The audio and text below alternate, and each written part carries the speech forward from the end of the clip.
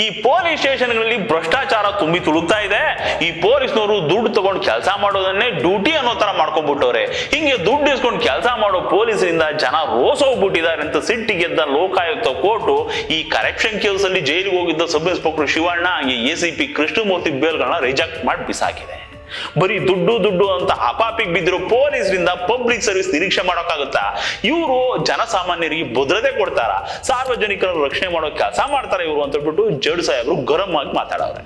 ಈ ಚಿಕ್ಜಾರ police station ಇದೆಯಲ್ಲ, ಈ ಸ್ಟೇಷನ್ ಮೇಲೆ 5 ಸಾರಿ ಲೋಕಾಯುಕ್ತದವ್ರು ರೇಡ್ ಮಾಡಿ ಭ್ರಷ್ಟ ಅಧಿಕಾರಿಗಳನ್ನ ಟ್ರ್ಯಾಪ್ ಮಾಡವ್ರೆ, ಸಸ್ಪೆಂಡ್ ಮಾಡಿ ಜೈಲ್ಗೂ ಕಳಿಸೋವ್ರೆ. ಆದ್ರೆ ಈ ಸ್ಟೇಷನ್ ಸುಧಾರಿಸಿಲ್ಲ. ಹಿಂಗಾದ್ರೆ ಆ ಸ್ಟೇಷನ್ ಮೇಲೆ ಜನರಿಗೆ ಎಲ್ಲಿಂದ ನಂಬಿಕೆ ಬರುತ್ತೆ ಹೇಳಿ? ಅನ್ಯಾಯ ಆದವ್ರು ಯಾವ ಧೈರ್ಯ ಇಟ್ಕೊಂಡು ಸ್ಟೇಷನ್ ಬಾಗಿಲಿಗೆ ಬರ್ತಾರೆ? ಮೊನ್ನೆ ಇದೇ ಸ್ಟೇಷನ್ ನಲ್ಲೇ sub inspector Shivanna B report ಹಾಕ್ತೀನಿ ಅಂತ ಹೇಳ್ಬಿಟ್ಟು 2 ಲಕ್ಷ ಲಂಚ ತಗೋಬೇಕಾದ್ರೆ ಲಾಕ್ ಆಗಿದ್ದು, ಈಗ ಇವನ ಬಿಲ್ ಅನ್ನೇ ರಿಜೆಕ್ಟ್ ಮಾಡಿ ಜಡ್ಜ್ ಸಾಹೇಬರು ಕ್ಯಾಕ್ಟಸ್ ಮಕ್ಕ ಹೋಗ್ತಿತ್ತು.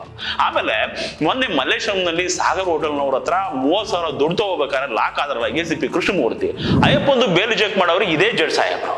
ಈ ಕೃಷ್ಣಮೂರ್ತಿ ಕಥೆ ನೋಡಿ, ರಾತ್ರಿ 1 ಗಂಟೆ ಮೇಲೆ ನೀವು ಹೋಟ್ಲ್ ಓಪನ್ ಮಾಡ್ಬೇಕು ಅಂದ್ರೆ ನನಗೆ 50,000 ರೂಪಾಯಿ ದುಡ್ಡು ಕೊಡಿ ಅಂತಿದ್ದಂತೆ.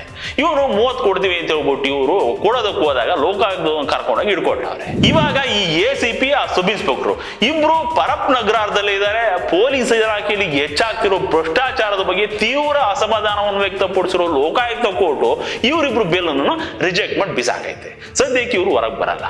ಗೌರ್ಮೆಂಟ್ ಕೈ ತುಂಬಾ ಸಂಬಳ ಕೊಡುತ್ತೆ, ಓಡಾಡಕ್ ಜೀಪು ಇರೋಕ್ ಮನೆ ಎಲ್ಲಾ ಕೊಟ್ರು ಇವ್ರು ಗಲೀಜಿನ ಕೆಲಸ ಮಾಡೋದು ಮಾತ್ರ ಬಿಡೋದಿಲ್ಲ. ಕಾಕಿ ಹಾಕೊಂಡು ಕಕ್ಕ ತಿನ್ನೋ ಕೆಲಸ ಮಾಡೋ ಇಂಥವ್ರಿಂದ ಪಾಪ ಒಳ್ಳೆ ಪೊಲೀಸರಿಗೂ ಕೆಟ್ಟ ಹೆಸರು.